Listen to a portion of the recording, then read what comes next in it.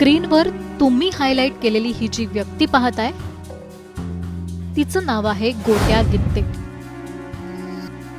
जेव्हा वाल्मिक कराडला पोलीस बीडला घेऊन येत होते तेव्हा पोलिसांच्याच ताफ्यातील गाडीतून गोट्या गित्ते येत होता असा दावा केला जातो।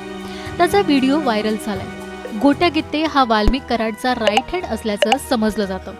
खतरनाक गुन्हेगारी पार्श्वभूमी असलेल्या गोट्या गित्ते नेमका कोण आहे, तो पोलिसांच्या ताफ्यासोबत काय करत होता आणि आता त्याची चर्चा का होतीये, सविस्तर जाणून घेऊया। त्यासाठी हा व्हिडिओ शेवटपर्यंत पाहत राहा आणि टाइम्स नाऊ मराठीला फॉलो आणि सबस्क्राईब करायला विसरू नका।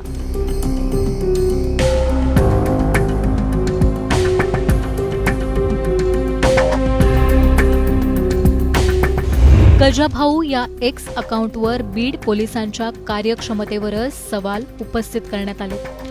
सोबतच गुंड असलेल्या गोट्या गित्तेबद्दल धक्कादायक माहितीही शेअर करण्यात आली आहे। सुरुवातीला जाणून घेऊया गोट्या गित्ते नेमका कोण आहे। गोट्या गित्ते हा वाल्मिकचा राईट हँड असल्याचा दावा केला जातो।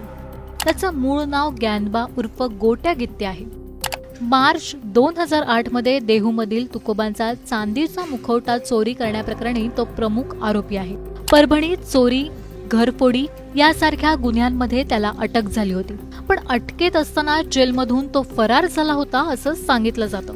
परभणीच नव्हे तर रेणापूर आणि लातूरातही त्याच्यावर चोरी, दरोडा, घरफोडीचे गुन्हे आहेत। बीडच्या केजमध्ये 2008 सालीच दरोडा आणि खून प्रकरणी गोट्या गित्तेवर गुन्हा दाखल करण्यात आला होता।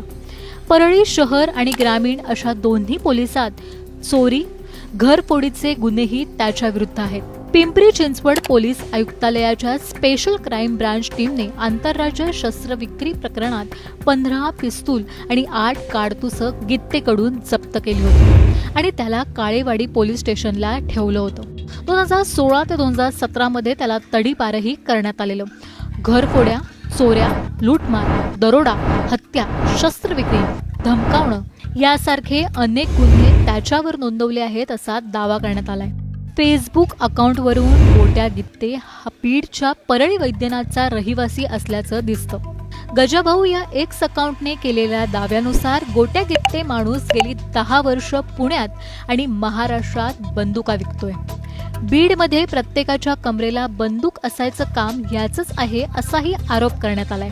पूर्ण हाय अँड पिस्तूल विकणारा हा गोट्या गित्ते एका आठवड्याभरातच जामिनावर बाहेर येतो असाही दावा करण्यात आलाय। तर दुसरीकडे सुरेश धस यांनी नुकताच या शस्त्र विक्री प्रकरणावरून गंभीर आरोपही केलेला होता। 1200 का 1300 लायसन आहेत आमच्या बीड जिल्ह्यात। माननीय मुख्यमंत्री महोदय लायकी नसणाऱ्यांकडे बी ती असं दाखवणारे, म्हणजे इथं दिसतं ना ते असं घालते पिस्तूल, त्यांच्याकडं लायसनची गरज नाही असे माननीय मुख्यमंत्र्यांना विनंती करतो। आजच कलेक्टरला सांगा आणि ह्या सगळ्यांचे पिस्तूल काढून घ्यावं।